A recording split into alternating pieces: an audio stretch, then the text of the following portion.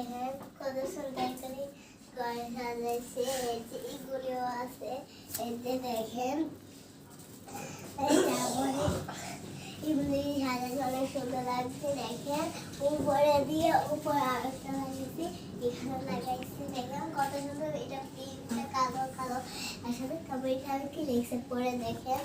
তারপরে হলো দেখেন এত সুন্দর একটা জিনিস এগুলি সাজিয়েছে। আমাদের স্কুলও পার্টি হবে, তাহলে এটা সাজিয়েছে সুন্দর দেখার জন্য।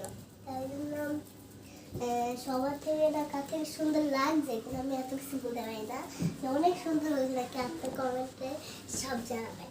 তারপরে যেগুলি যারা বলবে সুন্দর হয়েছে তাদেরকে যেমন